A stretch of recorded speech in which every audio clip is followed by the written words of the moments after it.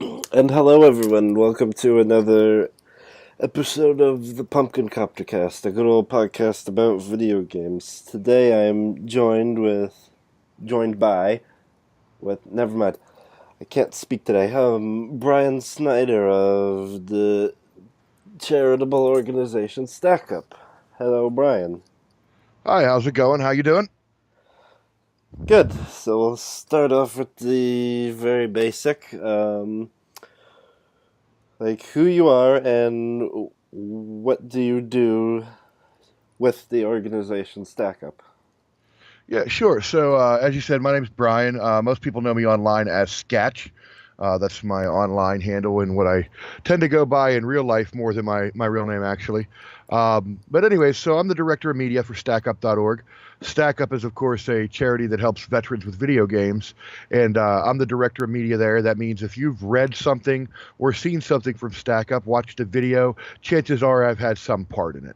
I do our social media. I maintain our blog, write about our amazing missions, and help produce and edit our videos. Hmm. So you gave a brief rundown of like what Stack Up, but like in more detail, like what is Stack Up? Like if someone was to run into like your booth at like PAX or something, how would you give them the rundown of it? Yeah, sure. So StackUp.org is a 501c charity. We are a nonprofit that helps veterans and active duty troops with video gaming, whether that's sending video game care packages onto these folks through our supply crate program. And a video game, our supply crates will include a console, a bunch of games, everything, headset, controllers, everything you need to get up and running.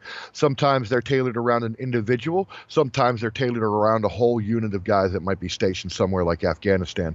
We also support veterans through our Air Assault program. Air Assault is where we take disabled and deserving veterans to places like E3 or PAX, to all expenses paid, to show them a good time. And then also, there's a lot of camaraderie that goes on in gaming that is very similar to the type of camaraderie that goes on in the military. So being able to kind of breach that gap between civilian and military life by bringing them out to these conventions. We also have our Stacks program. That's a groups of local volunteers who go out into their own communities, find volunteer efforts to help out in their communities with veterans to make their communities a little bit better. And also, it might be something as simple as just getting together once in a while to go down to the arcade to get some pizza, whatever it might be, and just connect. That's really a big part of the Stacks is connecting and being part of the group. And then also we have our Stop program or our Stop Squad. Our Stop Squad is a 24/7 mental health and suicide prevention network that is run through our Discord server. So people can come onto our Discord if they feel the need to talk to somebody. They can reach out to one of our Stop Squad members and get the help they need. Okay. So, going on just a very brief tangent, I first found out about. Well, I've known about Stack Up for a bit, just because at PAX and in all sorts of gaming conventions, it's just one of those things that's like always there. But I found out really what it was all about can't remember, like a few months ago when Polygon did an article about it, and what caught my eye is that like the picture they used, I actually know all three of the people who were in it. Um, Awesome. I believe it was David, Mary, and James, who I met at for the first time at PAX South in San Antonio. I think about 2 years ago, ish. Yeah, right about that. That sounds about right. Dave Kraus, actually, he's our veterans coordinator or our director of veteran services. So basically, if a program is involving supporting veterans, which all of ours do, Dave Kraus is a little bit involved there, making sure the veterans get the help they need. As a veteran himself, he's really the right guy for that job. And of course, James and Mary Daig, they were our air assaults for that PAC South trip. So we brought them out to San Antonio again, all expenses paid, just to show them a good time. Oh, neat.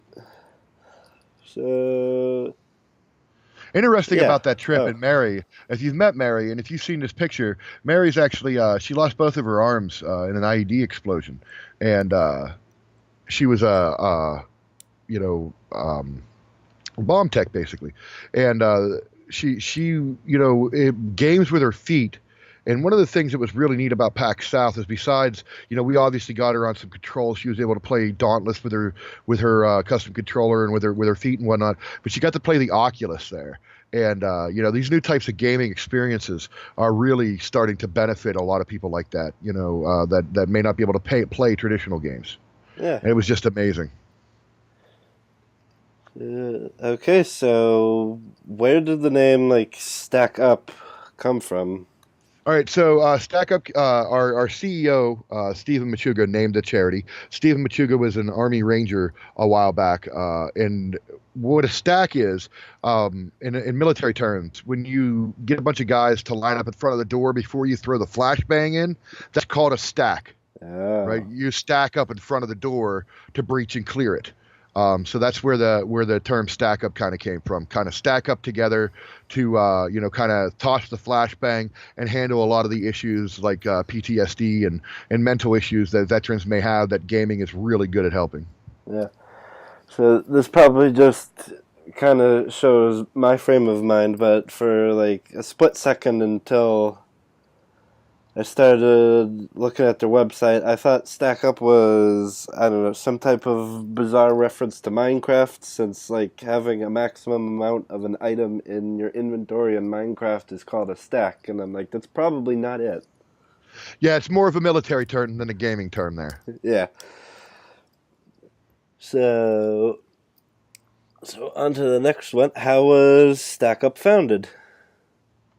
So our founder and CEO, as I mentioned, Stephen Machuga, he was stationed overseas on a deployment, and his unit had received a shipment like of Harlequin romance novels. Mm-hmm. This isn't something a bunch of GIs squatting in the desert are really going to get a lot of entertainment value out of. So they used these novels on their confiscated gun range and basically used the novels for uh, target practice. And these were old, ratty, hand-me-down paperback romance novels that they sent over to a bunch of troops. A lot of people don't realize this. Our troops are actually pretty well taken care of nowadays. It's not entirely like World War II where you need to send socks over to them. We take care of our guys over there. The one place where we might be failing these guys is what they do on their downtime. Anybody who's seen the movie like Jarhead, they know that there is a lot of hurry up and wait for something to happen. You're constantly under the threat of violence, under the threat that something around you might suddenly explode. This can make even your downtime extremely tense. Our CEO got through his deployment with his Game Boy Advance. So he recognized right away how powerful gaming was, and then reintegrating back into civilian life through gaming. So he basically started this idea in his basement, gathering games and sending them off to the troops. And 2 years ago, we took it out of the basement, made it bigger and better, and here we are 2 years later. So basically, it just came from an Army Ranger recognizing a need. To help the troops out, get some games in their hand, and really recognizing that there is therapeutic value to it. Yeah. That's something I've noticed. Like back when I was in high school, whenever we'd have either an active or a retired service member, they said that like what you just said, one of the big things was either something very intense was happening, or there's just not a lot to do, and they're just trying to find a way to pass the time. So, And yeah. Oh, sorry, you go ahead. no, I was going to say sometimes it's as simple as that. Just providing the guys something to do on a downtime. For a lot of these guys, you're dealing with young people. That are the gaming demographic. Gaming is a return to normalcy a little bit. They pick up the game controller, and it doesn't feel like they're so far away from home. So little things like that can go a long way to helping when you're on deployment. Okay. So it actually reminds me, that aspect of it actually reminds me a bit of Penny Arcade's charity Child's Play, where they kind of sort of what Stack Up does is giving like gaming supplies to kids in the hospital who don't exactly have a lot of other ways to pass the time, and they're like that, you know, having something to occupy themselves with is a big help. Yeah, you talked to our director of veteran services, Dave, there about his time recovering in Walter Reed, and video gaming was a big part of that recovery time. Yeah.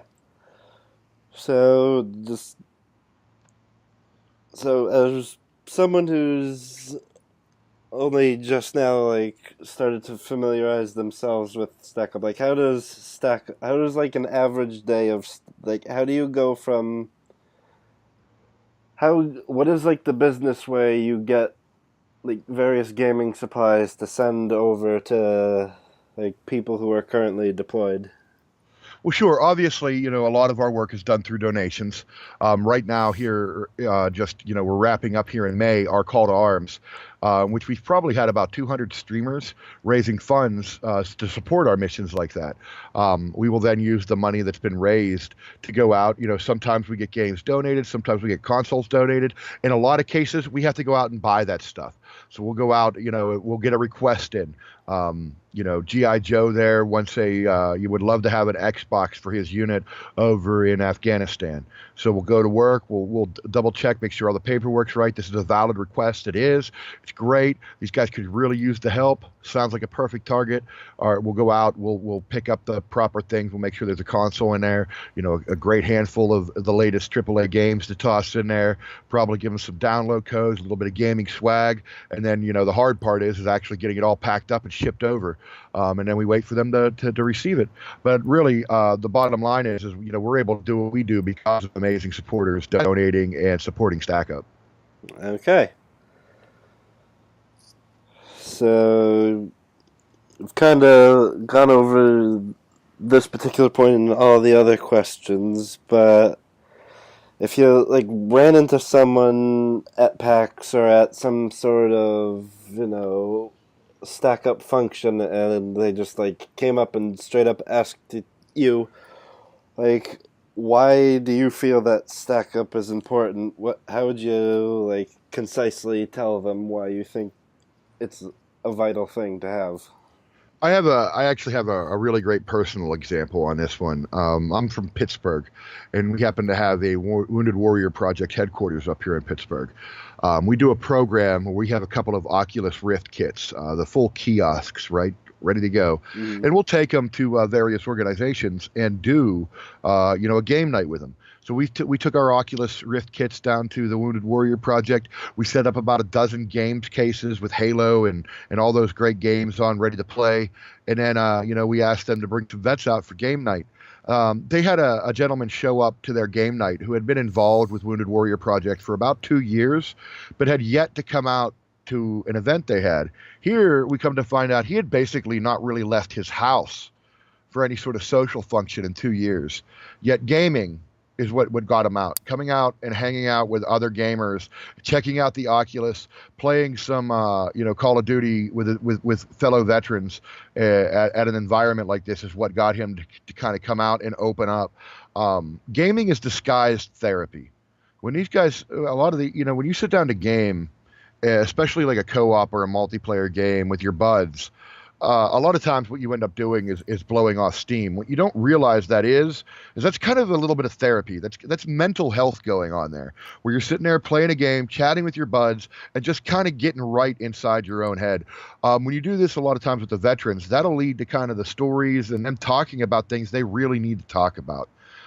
Gaming is the fun thing that brings a lot of these guys into the fold, allows them to get the help they need. And then honestly, what one of us here that is a gamer can't understand that just playing a few games for a few hours helps you relax. You're dealing with a high stress job. You might be dealing with an injury in a hospital. Gaming's just helps. It makes things feel better. Yep. Yeah, I could 100% agree. As someone who's been practically hooked up to an IV drip of video games since I was born.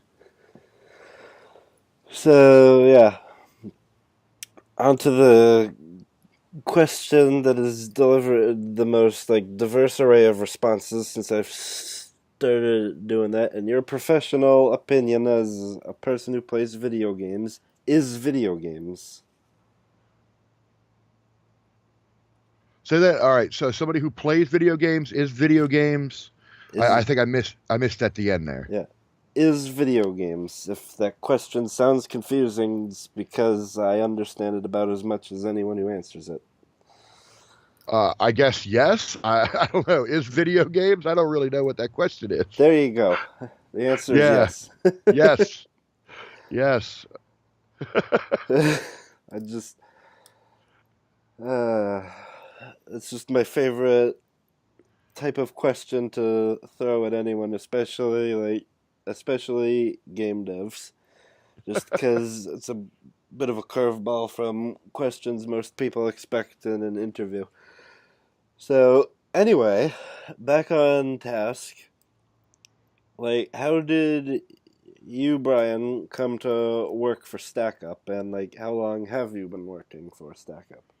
I've been with Stack Up for 2 years now, since just about the beginning.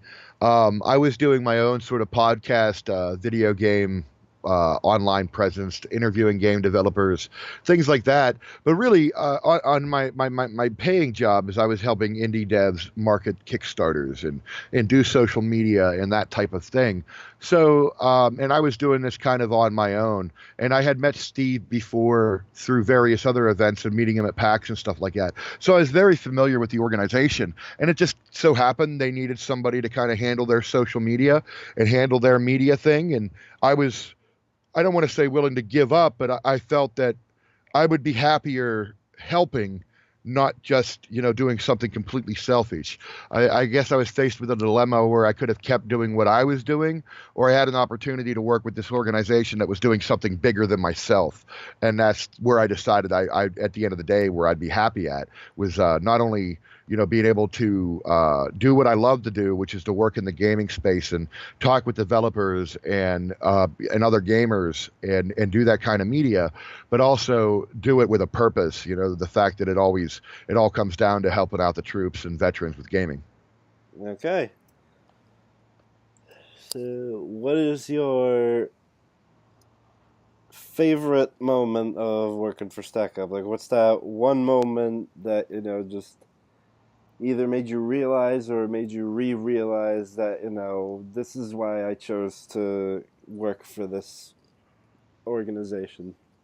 Honestly, it's a pretty easy question, but the problem is there's not any one moment. It's when we take these guys out to the air assaults for the conventions. Anybody who's been in the gaming space any length of time knows that after a while, the conventions, I don't want to say they become same, but there's a little bit of that. You spend the whole convention just hunting down what's new because you're so much in the space that you just know what's going on. When we bring these veterans out to the as air assaults to these events, it's like seeing it through fresh eyes every time. Every time it's a special experience. Every time it's a life-changing experience for these folks that come out. And it's really neat to be able to live sort of a bit vicariously through them and get that magic of gaming every time you step on a convention floor by bringing out these folks that this is really a big deal for them. In some cases, they might not ever be able to get a chance to go to something like E3. And to be able to help somebody do that and then see that convention through their eyes, it really is a magical moment. Yeah. Like I had a similar, maybe not quite the same, but a similar-ish experience. The first time I took my cousin to this past PAX East, and she had a fun time because it was the first time she ever gone to like a convention of that scale. Yeah, And so seeing that through somebody else's eyes is a completely different experience. It reminds you that it's not, it kind of keeps you from getting jaded about the whole thing, right? yeah. So, are there what challenges like what challenges like come with running or just like being a part of an organization like Stack Up? Have there been any like particularly big hurdles, or is it more of a series of like small bumps along the way? It's just, the standard stuff. I mean, I'm sure problems like yourself has to deal with just making sure that the people hear what you're trying to do, making sure that you're getting your message out there, and that people are aware of what you're doing. The gaming space is a really big space, and even myself, somebody will point out to me that we're working with somebody, and they'll say how big this person is, and I'll be like, I've never heard of them before. Yeah. So, so even being part of an organization like this, it's always about making sure you're out there, you're getting the exposure, and then you had mentioned the child's play and stuff like that. Missions like that are a little, I don't want to say easier to share, but they are. I mean, you just you go to the hospital, you film the sick kids, you put a Sarah McLachlan video behind it, and everybody wants to help. I want to help, right? Because those kids need help. With the veterans, it is a little bit of a tougher line to walk because veterans are grown adults. Some veterans do some bad things, and every time they do that, that causes doubt in the public eye. But bottom line is 90% of these guys, or probably even higher, men and women, are amazing men and women, and they deserve the support. And it's kind of that constant battle to make sure that that this is, even though it's just sending video games to the troops, it's doing something important. Okay. So, looking at it now, I'm just starting to realize I misspelt this question, but like, how do you get volunteers for Stack Up? Is it like online or like through word of mouth at conventions, or is it some combination of the two? Oh, both. I mean, obviously, we go to conventions, and we love when people want to come up and help us and volunteer for Stack Up. But we have, as I mentioned, our Stacks program. We have chapters of the Stacks all over the country. We have volunteers that help online through our Stop program.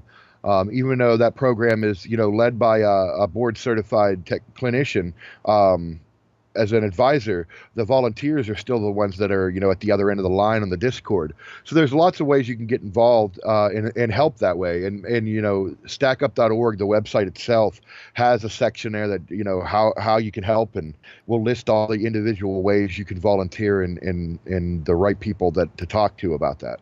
But really, it's wherever, we meet people in person, obviously online. Everybody's, the giant online community, right? Okay. So, like, what would you say are some of Stack Up's goals in the coming years? Like, what do you plan to either do or do more of? Right now, we're really Stack Up doesn't just help U.S. troops. We support U.S., UK, Australia, New Zealand, and NATO allies. So really, the focus of 2018 and beyond has been really trying to refocus to help out those non-U.S. troops. We're planning a trip here, hopefully to EGX in the UK. We'll see how that pans out. But really, we're really starting to expand our supply crate programs and other programs into those countries, and making sure that we're helping out not just U.S. troops but her allies as well. Okay. So, yeah, that kind of brings us to the end. I would like to thank Brian for agreeing to this and giving me and all -7 of my listeners a very informative view about what Stack Up does and why it's important that it does what it does. And before I get to the part where I just plug this terrible, terrible show, I just want to give a quick hello to Dave, Mary, and James. Hi. If any combination of the three of you are listening to this, hi. This T Gorman 83 from like PAX 2016. Hopefully I'll see you guys again at a future PAX, and yep.